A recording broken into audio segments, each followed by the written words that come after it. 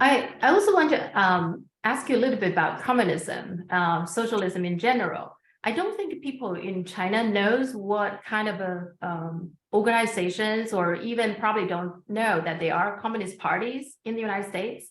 So can you tell my audience, and me too, what is the state of the communist movement in the United States? Sure. Well, the communist movement in the United States was the strongest during the administration of Roosevelt, during the Okay. 1930s. During Roosevelt's administration, they built labor unions. They had almost 100,000 members. They had their conventions in Madison Square Garden. They organized for the rights of Black people. They organized for the rights of workers on the job. The reason, they talk about the old American middle class, the industrial workers, the steel workers, the auto workers. They once had good paying jobs. The reason those jobs were so good paying was because the Communist Party of the United States organized them into unions. They would occupy their factories and seize their factories and refuse to leave.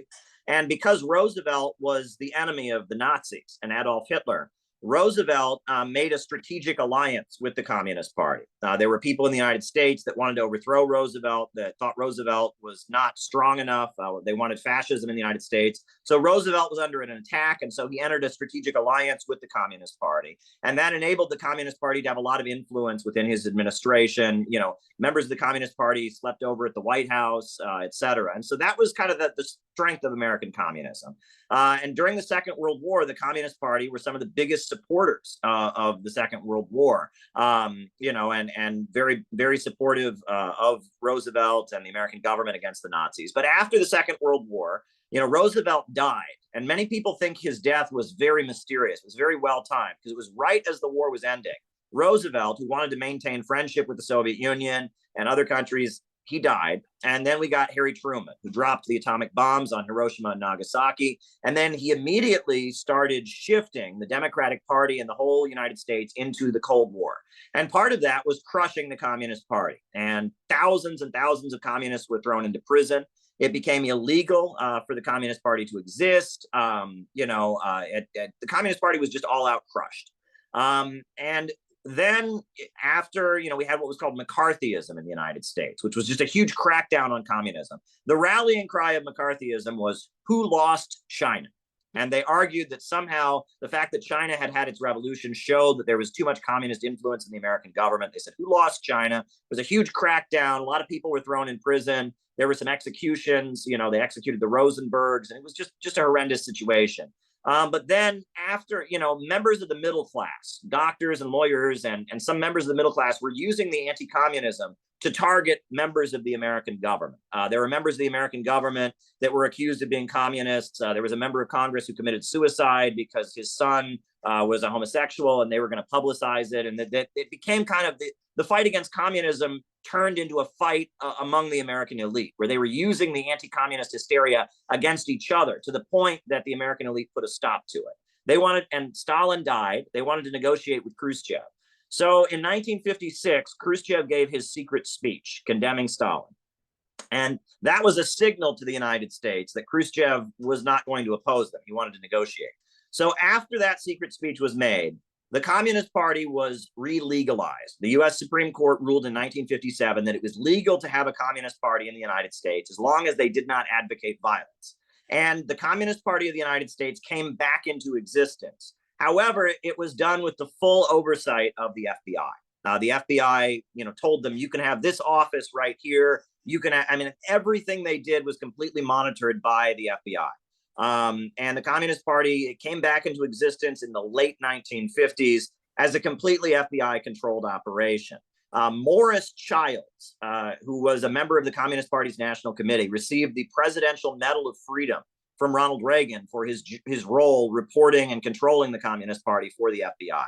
And they used the Communist Party to feed disinformation into the Soviet Union. They used the Communist Party to collect evidence and information on various activist groups. And the Communist Party really stopped being a communist party in the late 1950s. Now, later in the United States, there were many young activists who were part of the civil rights movement. They were part of opposing the Vietnam War, and they looked to China as the source of inspiration rather than the Soviet Union. They thought the Soviet Union was not revolutionary. They looked to China for inspiration. And many of them in the 1970s formed different organizations that were trying to form a new communist party that would go among the American masses. And there were many different groups formed during the 1970s. The Revolutionary Communist Party, the Communist Party Marxist-Leninist, the Communist Workers' Party. These were many different groups, and they were trying to get the approval of China. They wanted China's approval, basically, and they were very competitive with each other. But at that point, the U.S. economy was still very strong. You still had a lot of very well-paid industrial workers who just weren't interested in communism. They said that this is the greatest country in the world. You know, we have the strongest economy. We're not interested in communism. America, love it or leave it. If you don't like this country, move to another place. The American working class was very right-wing, and these communists were not very successful in recruiting among them.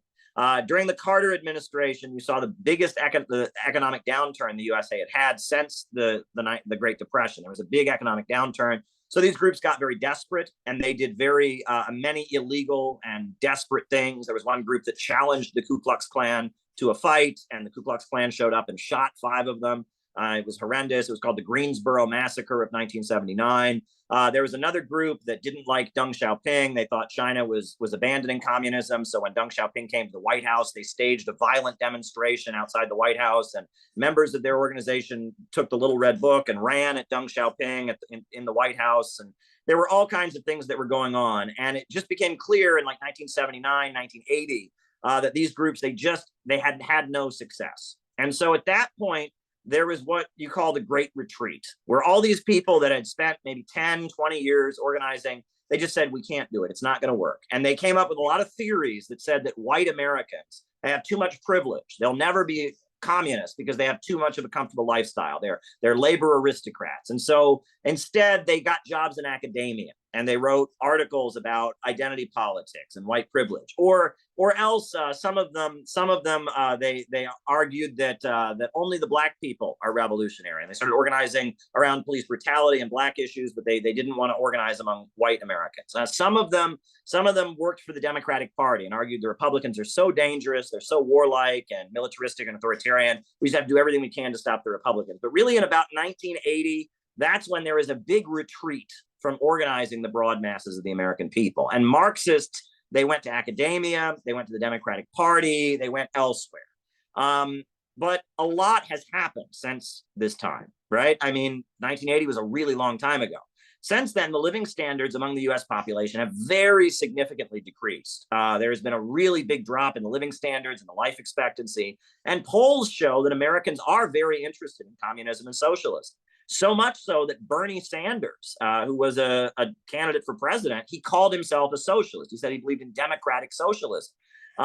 However, most of the remaining communist organizations that are very small and very isolated, they made no effort to go to the masses of people. They simply focus on arguing that the Republicans are fascists, that the Republicans are dangerous, the Republicans are racist, and focusing on fighting the Republicans. And so most of the communist groups of the United States are very small and isolated. But polls show that among the American public, there's a huge amount of interest in communism, a huge amount of interest in socialism. And so that's why, after spending about 8 years in a communist organization that was doing this, we were just focused on fighting Republicans. And having traveled internationally and gone to international communist gatherings like the World Festival of Youth and Students, meeting with communists from Vietnam and communists from Angola and communists from Latin America, I broke with the communist group I was a member of, and I started the Center for Political Innovation. And I called it the Center for Political Innovation because I feel like we need new tactics. Lenin said, if the situation changes in 24 hours, the tactics must also change in 24 hours. And the communist groups in America have had so little success in many years, but all the conditions are ripening. There should be a huge communist movement in the United States. So based on that, we formed the Center for Political Innovation to take things in a new direction. We believe that the millions of Americans in Rust Belt states, in states like Indiana and Ohio and Kentucky, states that used to have a higher standard of living but are now seeing a rise in poverty, those are the people that communists should be organizing. And because of that, we are widely attacked and condemned by the existing communist groups.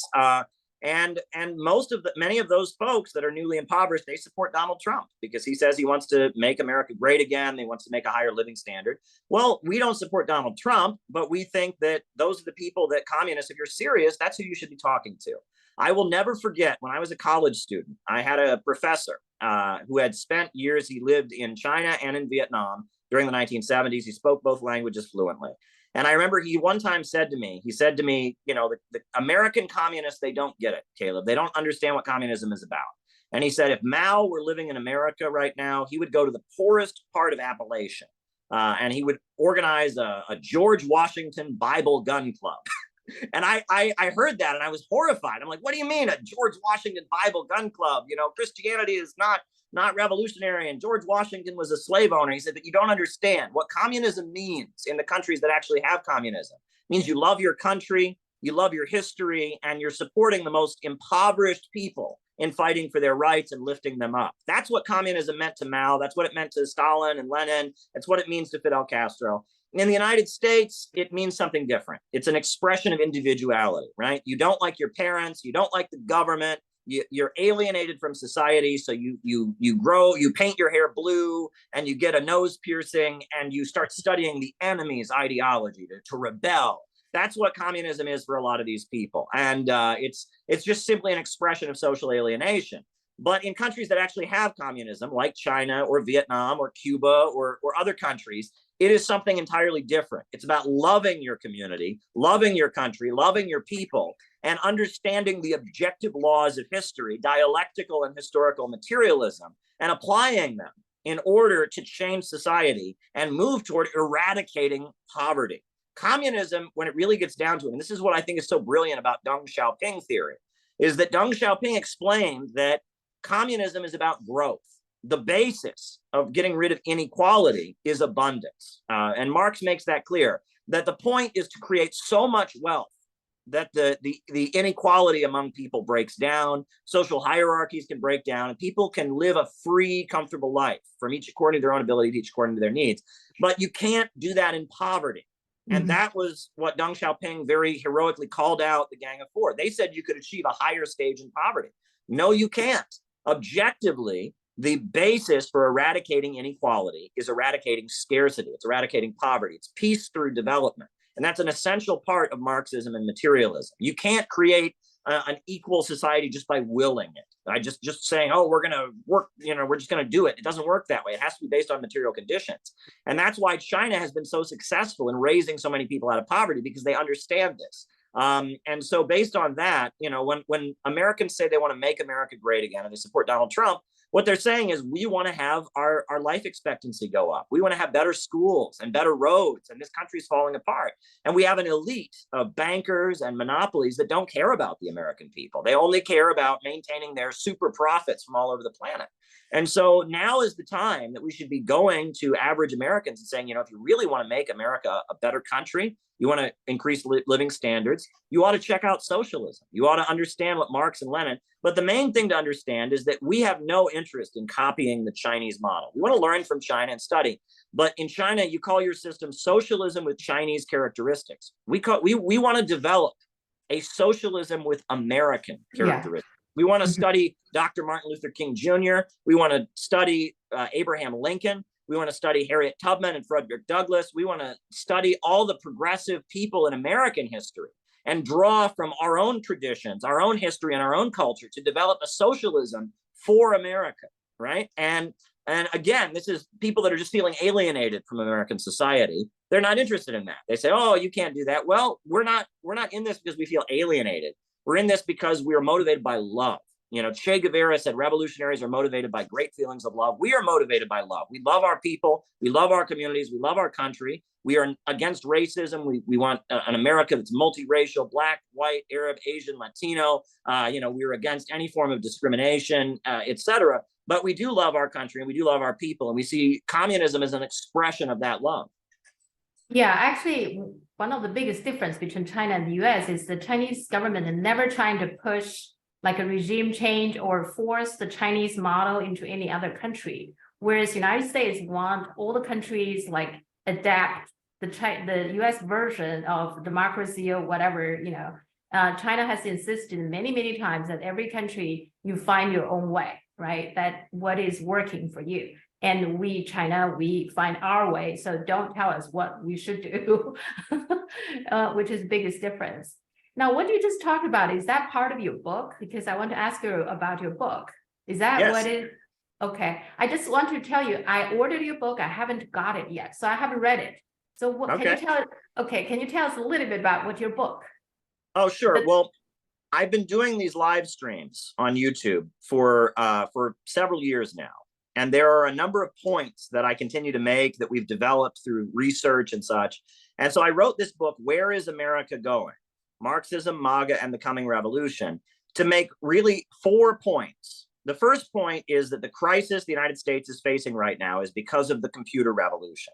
Technology in a capitalist system leads to greater poverty. The greater technological advancement, the more poverty you have. Self-driving cars is something that's coming soon, right? And in a rational society, it would be a great thing to have self-driving cars. But in capitalism, where the only value a person has is their ability to sell their labor power to a boss, that would lead to riots in the streets, mass unemployment. You know, Andrew Yang, who was a presidential candidate, he made that point. He said, if we have self-driving cars, this country will fall apart because so many people will be unemployed. That's not rational. And that the computer revolution, which was a great technological breakthrough, it can't, deal with the anarchy of production, the chaos of the market. And what we're dealing with in the United States is a crisis brought on by the advances in technology and the irrational profit system. And so that's the first point. The second point I make in the book is that when you have an economic crisis in a capitalist society, the rich, those who own the means of production, the capitalists, they begin fighting with each other. And they want to use the government to try and stabilize the economy, but they want to stabilize it at the expense of other capitalists. There's a fight in the ruling class, right? And I talk about Bonapartism and fascism and Hitler. It came out of that, right? But Roosevelt, who was a progressive leader in the United States, he also came out of Bonapartism. And that right now there's a fight among the American ruling class going on, right? And that this is the natural outgrowth of an economic crisis. Then from there, in the next chapter, I talk about how all the revolutions that have happened, like the Chinese Revolution or the Bolshevik Revolution, happened because the ruling class were fighting among each other. They were fighting among themselves, and they started to bring working class people into politics as a way to be their foot soldiers, to fight other capitalists, right?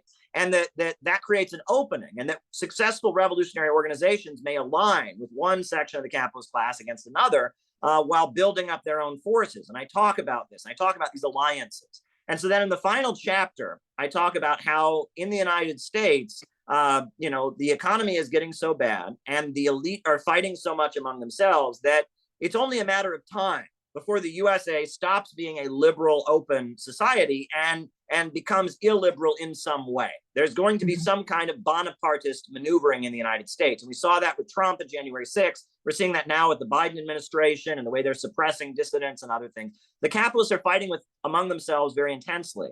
But we should see that strategically as the basis of creating an opening for working people like those in Rust Belt states who are suffering, like people who come from small towns like me. I'm from a small town in Ohio. A number of people I went to school with joined the military. And, I've seen the effect of opioids, what they've done.